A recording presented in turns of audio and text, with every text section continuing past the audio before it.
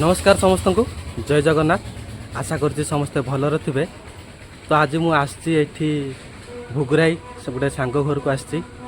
ତ ଆମେ ଆଣିଛୁ ଗୋଟେ ମାଛ, ଭାକୁର ମାଛ ଗୋଟେ 1.5 କେଜି ପାଖାପାଖି ଆଣିଛୁ। ସେଇ ମାଛଟାକୁ ମୁଁ ଭାବିଲି ଆପଣମାନଙ୍କ ସହିତ ଗୋଟେ ରେସିପି କରିକି ସେୟାର କରିଦେବି। ରେସିପି କରିବା ପାଇଁ ତ ସମୟ ହେଉନି, ତ ଭାବିଲି ଏ ଭିଡ଼ିଓଟି କରିକି ଆପଣଙ୍କୁ ଗୋଟେ ରେସିପି ସେୟାର କରିଦେବି। ଆଶା କরি ଭିଡ଼ିଓଟି ଆପଣଙ୍କୁ ଭଲ ଲାଗିବ। ଯଦି ଭଲ ଲାଗିବ ତାହେଲେ ପ୍ଲିଜ୍ ଭିଡ଼ିଓ ଗୋଟେ ଛୋଟ ଲାଇକ୍ଟେ କରିବେ। ଆଉ ଚ୍ୟାନେଲକୁ ଯଦି ନୂଆ ଆସିଛନ୍ତି ଚ୍ୟାନେଲ ସବସ୍କ୍ରାଇବ୍ କରିଦେବେ। ଏବେ ଚାଲନ୍ତୁ ଆମେ ଭାକୁର ମାଛର ଝୋଳଟା ବନେଇବା କେମିତି କ'ଣ ହେଉଛି ଚାଲନ୍ତୁ। ପ୍ରଥମେ ଦେଖନ୍ତୁ ବଢ଼ିଆ ବଢ଼ିଆ ପିସ୍ ଆମେ ମାଛ କରିଛେ। ପେଟି ପିସ୍ ବି ଅଛି, ତା ସାଙ୍ଗରେ ଆମର ଯେଉଁ ପିଠିର ପିସ୍ ବି ଅଛି। ବର୍ତ୍ତମାନ ଏହାକୁ ଆମେ ମ୍ୟାରିନେଟ୍ କରିବା। ପ୍ରଥମେ ଆମେ କ'ଣ କରିବା, ଏଥିରେ ହଳଦୀ ଦେଇଦେବା, ହଳଦୀ ଆବଶ୍ୟକ ମୁତାବକ ଦେଇଦେବା। ତାପରେ ଏଥିରେ ଆମେ ଲୁଣ ଦେଇଦେବା। ତା ସହିତ ଆମେ ଅଳ୍ପ ଟିକେ ଖାଲି ଏଥିରେ ସୋରିଷ ତେଲ ଦେଇଦେବା। ତାପରେ ଭଲସେ ଆମେ ହାତରେ ତାକୁ ସବୁ ମାଛ ପିସ୍ରେ ଏପଟ ସେପଟରେ ଭଲ ଜାଗାରେ ଲଗେଇଦେବା, କେମିତି ମାଛର ଯେଉଁ କଞ୍ଚା ବାସ୍ନାଟା ଚାଲିଯିବ ଆଉ ଭାଜିଲା ବେଳେ ବଢ଼ିଆ କଲର୍ ଆସିବ। ତ ଆମେ ଲୁଣ, ହଳଦୀ ଆଉ ସୋରିଷ ତେଲ ଲଗେଇକି ମାଛକୁ ମ୍ୟାରିନେଟ୍ କରିନେବା। ଯଦି ଘରେ ଲେମ୍ବୁ ଥିବ ତ ଲେମ୍ବୁ ଚିପୁଡ଼ିକି ବି ଏହାକୁ ମ୍ୟାରିନେଟ୍ କରିହେବ। ତ ସେଥିରେ ବି ଆଉ ବଢ଼ିଆ ସୁନ୍ଦର ବାସ୍ନା ତାର ଚାଲିଯାଏ। ତ ଆମର ଏବେ ମାଛ ମ୍ୟାରିନେଟ୍ ସରିଗଲା। ଏବେ ଚାଲନ୍ତୁ ତାକୁ ଆମେ ଭାଜିଦେବା। ଏବେ ଟିକେ ଏଠି ମସଲା ଆମେ ରେଡ଼ି କରିନେବା।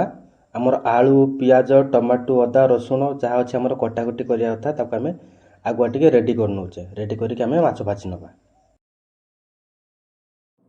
ଏବେ ଦେଖନ୍ତୁ ତେଲ ଆମର ବଢ଼ିଆ ସେ ଗରମ ହେଇକି ରେଡ଼ି ହେଇଯାଇଛି। ସକାଳୁ ସୋରିଷ ତେଲରେ ବି ଆମେ ପକୁଡ଼ି ଛାଣିକି ଖାଇ ଦେଇଥିଲେ। ତ ଏବେ ତେଲରେ ଆମେ ଗୋଟି ଗୋଟି କରିକି ମାଛକୁ ଛାଡ଼ିବା। ଦେଖିବେ ମାଛ ଯେମିତି ପୁରା ଯୋଡ଼ି ନଯାଏ, ଯୋଡ଼ି ଗଲେ ମାଛ ଭାଙ୍ଗିଯିବ। ତେଲ ପୁରା ବଢ଼ିଆ ଗରମ କରିକି ଆମର ମାଛକୁ ଛାଡ଼ିବ। ତ ଆମେ କିଛି ପିସ୍ ଏବେ ଦେଇଦେଉଛେ, ତାକୁ 2-3 ଷ୍ଟେପ୍ ହେବ ମଧ୍ୟ ଭାଜିବା ପାଇଁ। ତାକୁ ଆମେ ଦେଇଦେଉଛୁ ଗୋଟି ଗୋଟି କରିକି। ମାଛର ଆଉ ଗୋଟେ ସାଇଡ଼୍ ହେଲା ପରେ ଆମେ ଉଲ୍ଟେଇକି ଆଉ ଗୋଟେ ସାଇଡ଼୍ରେ ଭଲସେ ତାକୁ ଭାଜିବା।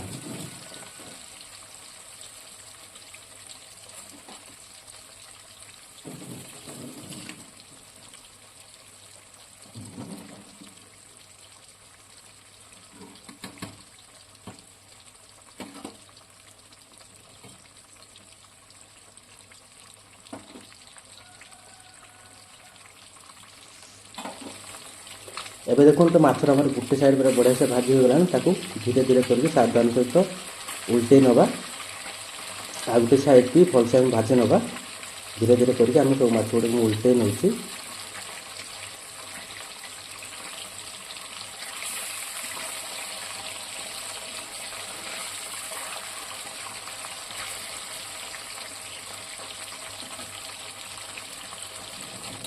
ଏବେ ଦେଖନ୍ତୁ ମାଛ ଆମର ଭାଜିକି ପୁରା ଲାଲ ଲାଲ ହେଇକି ରେଡ଼ି ହେଇଯାଇଛି। ପଖାଳ ଖାଇବା ପାଇଁ 2 ପିସ୍ ଖଣ୍ଡେ ଆମେ ବାହାର କରିନେବା। ତ ମାଛ ଗୁଡ଼ିକ ଆମେ ବାହାର କରିନେବା, ଗୋଟି ଗୋଟି କରି ମାଛ ବାହାର କରିନେବା। ଦେଖନ୍ତୁ ବଢ଼ିଆ ସେ ମାଛ ଆମର କେମିତି ଭାଜି ହେଇଯାଇଛି, ପୁରା ଏକଦମ ଲାଲ ଲାଲ ହେଇକି ଭାଜି ହେଇଛି। ତ ଏଇଟା ପଖାଳ ମାଡ଼ ପାଇଁ ବଢ଼ିଆ ଟେଷ୍ଟ ହେବ। ତ 2 ପିସ୍ ଖଣ୍ଡେ ଆମେ ପଖାଳ ପାଇଁ ଖୋଲି ନେବା।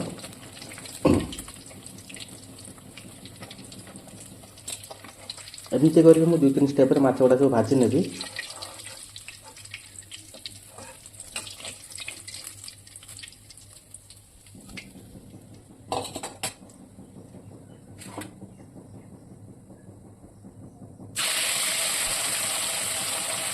सेकेंड बेचको ଆମେ ଏଠି ଦେଇଦେବା।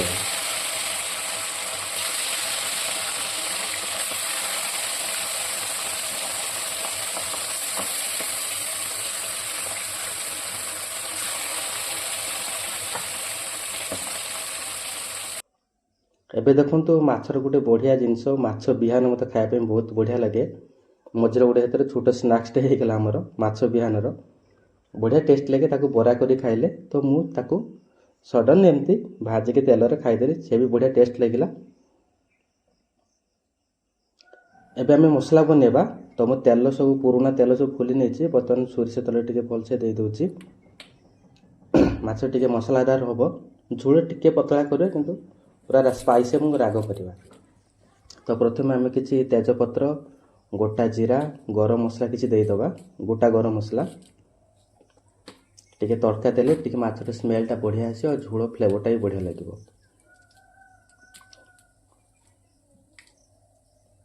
ଏଠି ମୁଁ ପିଆଜ ଦୁଇଟି ବଡ଼ ପିଆଜ କାଟିକି ରଖିଥିଲି, ତାକୁ ଏଠି ଆମେ ଏଇ ତେଲ ଟିକେ ଭାଜି ହେଲା ପରେ ମସଲା ଗୁଡ଼ା ତାକୁ ଦୁଇଟି ପିଆଜ କାଟିକି ଆମେ ଦେଇଦେବା।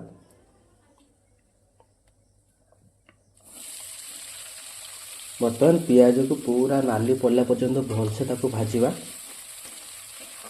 ପିଆଜ ନାଲି ପଡ଼ିଲା ପରେ ତାକୁ ମସଲାଟା କଷିଲେ ପିଆଜର ଗ୍ରେଭିଟା ବଢ଼ିଆ ଆସିବ। ପିଆଜ ଭଲସେ ନାଲି ପକାଇକି ଭାଜିବା।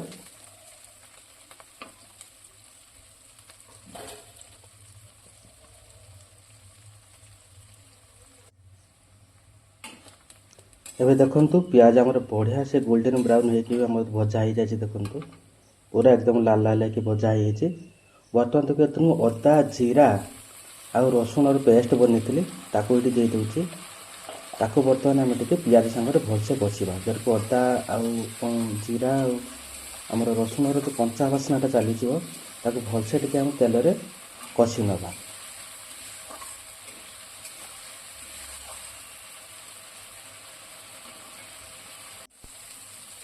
ଏବେ ଦେଖନ୍ତୁ ମସଲା ଆମର ବଢ଼ିଆ ସେ କଷି ହେଇଛି, କଞ୍ଚା ବାସ୍ନା ଚାଲିଗଲାଣି। ଏବେ ଏଇଠି ଆମେ ଟମାଟୋ ଦେଇଦେବା। ମୁଁ ଏଠି 4ଟା ଛୋଟ ଛୋଟ ଟମାଟୋ ନେଇଥିଲି, ତାକୁ ଦେଇଦେଇଛି। ସାଙ୍ଗେ ସାଙ୍ଗେ ଟମାଟୋ ଦେବା ମାତ୍ରେ ଆମେ ଆବଶ୍ୟକ ମୁତାବକ ଲୁଣ ଦେଇଦେବା, କାହିଁକିନା ଟମାଟୋ ସିଝିବାରେ ଲୁଣ ଟିକେ ସାହାଯ୍ୟ କରେ, ଜଲ୍ଦି ସିଝେଇ ଦିଏ ଟମାଟୋକୁ। ତବେ ମସଲା ସହିତ ଆମେ ଟିକେ ତାକୁ କଷି ନେବା।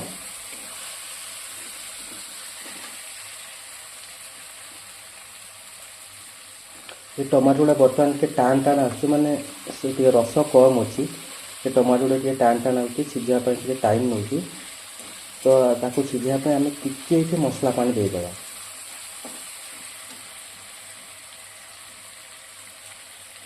ଅଳ୍ପ ଟିକେ ମୁଁ ପାଣି ଦେଇଦେଉଛି ଟମାଟୋକୁ ସିଝିବା ପାଇଁ। ଏବେ ଅଳ୍ପ ସମୟ ଟିକେ କଷିବା। ଟମାଟୋ ପୁରା ମେଲ୍ଟ କଲା ପର୍ଯ୍ୟନ୍ତ ତାକୁ ଭଲସେ ଟିକେ କଷି ନେବା। ଯଦି ଗ୍ରାଇଣ୍ଡିଙ୍ଗ କରିକି ଦେଇପାରିବା ଆହୁରି ବଢ଼ିଆ। ଏବେ ଦେଖନ୍ତୁ ଟମାଟୋ ଆମର ବଢ଼ିଆ ସେ ମେଲ୍ଟ କରିହେଇଛି, ବଢ଼ିଆ ସେ ଆମର ମସଲା ସାଙ୍ଗରେ କଷି ହେଇଛି। ଏବେ କିଛି ଗୁଣ୍ଡ ମସଲା ଏଥିରେ ଆମେ ଦେଇଦେବା, ଯେମିତିକି ହଳଦୀ ଗୁଣ୍ଡ, ଲଙ୍କା ଗୁଣ୍ଡ, ତାହେଲେ ଅଳ୍ପ ଟିକେ ଆମେ ଏଠି ଜିରା ଗୁଣ୍ଡ ଦେଇଦେବା। ଜିରା ତ ଆମେ ବାଟିଥିଲେ, ତା ସାଙ୍ଗରେ ଆଉ ଅଳ୍ପ ଟିକେ ଏଠି ଜିରା ଗୁଣ୍ଡ ମୁଁ ଦେଇଦେଉଛି। ଆଉ ଅଳ୍ପ ଟିକେ ଏଠି ଆମେ ଧନିଆ ଗୁଣ୍ଡ ଦେଇଦେବା। ତା ସାଙ୍ଗକୁ ବଢ଼ିଆ ବାସ୍ନା ଆଉ ଫ୍ଲେଭର୍ ପାଇଁ ମୁଁ ଏଠି କସୁରୀ ମେଥି ଅଳ୍ପ ଟିକେ ଦେଇଦେଉଛି। ଏବେ ମସଲାକୁ ଆଉ ଟିକିଏ କଷି ନେବା।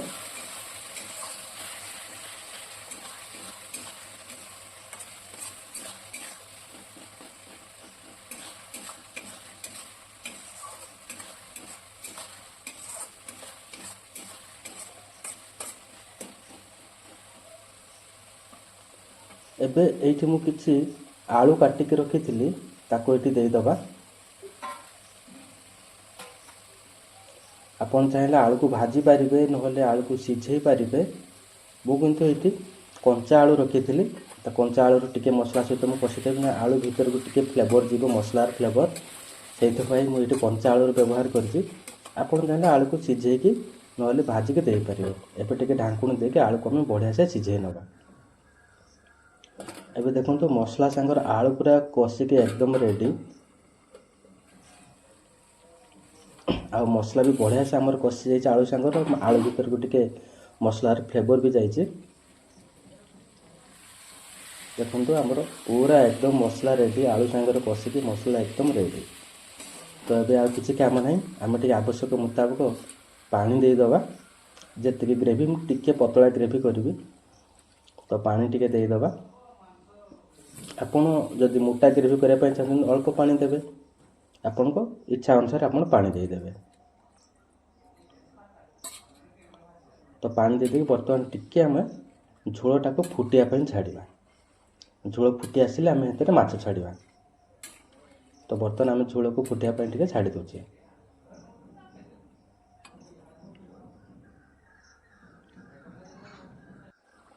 ଏବେ ଦେଖନ୍ତୁ ଝୋଳ ଆମର ପୁରା ବଢ଼ିଆ ସେ ଫୁଟି ଆସିଲାଣି। ଏବେ ମାଛ ଭଜା ଗୁଡ଼ିକୁ ଆମେ ଗୋଟି ଗୋଟି କରି ଦେଇଦେବା। ପ୍ରଥମେ ମୁଁ ମାଛ ମୁଣ୍ଡ ଦେଇଦେଉଛି ଏଠି। ମାଛ ମୁଣ୍ଡଟା ଖାଇବା ପାଇଁ ବହୁତ ବଢ଼ିଆ ଲାଗେ। ମାଛ ପୁରା କଣ୍ଟା କରି ଭଜା ହେଇଛି, ବଢ଼ିଆ ଟେଷ୍ଟ ଆସିବ। ଏବେ ମାଛ ଗୋଟି ଗୋଟି କରି ଛାଡ଼ିଦେବା ଆମେ।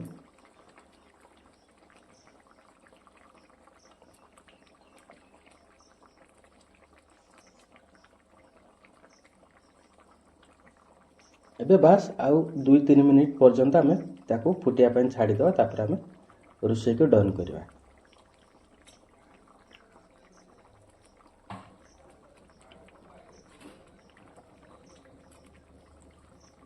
ଟିକେ ପାଣିରେ ଏବେ ତାକୁ ଡିପ୍ କରିଦେଉଛି ଝୋଳରେ, ଯେମିତି ଟିକେ ମାଛ ଟିକେ ନରମ ହେଇଯିବ, ଝୋଳ ଟିକେ ପିଇଯିବ।